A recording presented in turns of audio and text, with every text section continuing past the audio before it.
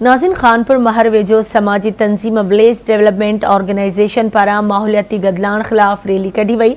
तफ़सील ॾिसूं था खानपुर महर मां मेहर महर जी इन रिपोर्ट में।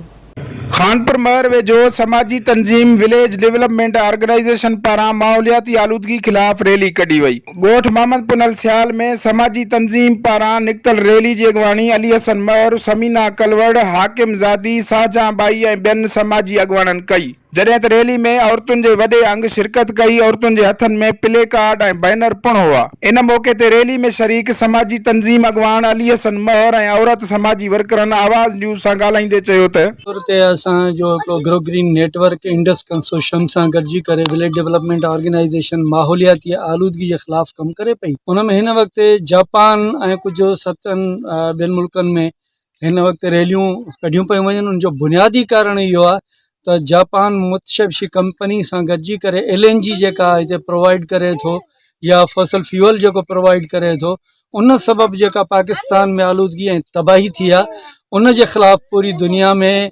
ऐं ख़ासि करे उन G7 मुल्कनि में जापान में जे एहतजाज पियो थिए।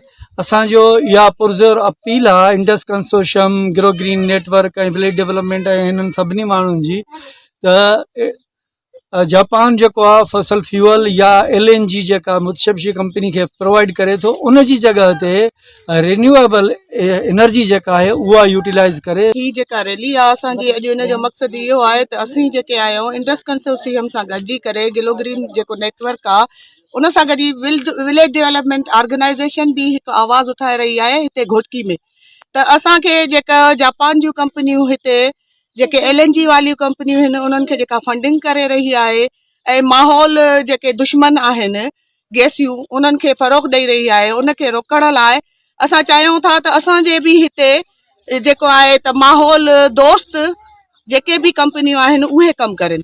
असांजो माहौल, असांजा ॿार, असांजो पोड़ा, असांजा वॾा सभु बीमारियुनि में मुब्तला आहिनि। साह जूं तकलीफ़ूं वधी वियूं आहिनि ऐं असांजे मुल्क में एॾा तूफ़ान, बारिशूं, तबाहकारियूं आयूं आहिनि। ये सभु इन्हनि जो ई कारण आहे, इन्हनि जो ई सबबु आहे। असांजे असर पए थो उन जे धुआं फैक्ट्रियुनि जे हुन मां, उहे असांजे मुल्क खे, असांजे माहौल खे तमामु घणो ख़राबु करे छॾनि थियूं ऐं असांजे माण्हुनि में तमामु साह जूं जेके बीमारियूं उहे वधी वियूं आहिनि ऐं बारिशुनि जे करे, हवा जे करे उहो गैस मां धुओं उठे थो, उहो हवाउनि जे ज़रिए, तूफ़ाननि जे ज़रिए उहे माण्हुनि ताईं पहुचे थो। उहे तमामु साह जा जेका आहिनि मरीज़ थी पिया आहिनि माण्हू। ऐं असांजी इहा उन्हनि खे गुज़ारिश आहे ऐं सिंध पाकिस्तान के भी गुज़ारिश है पंहिंजे मुल्क के तरजीह ॾियनि। रैली में शरीक समाजी वर्करनि मुतालबो कयो त माहौलियात जी गदलाण जे ख़ात्मे लाइ हुकूमत के जोगा कदम खणणु घुर्जनि। कैमरा टीम सां गॾु मेहर महर, आवाज़ न्यूज़, कानपुर महर।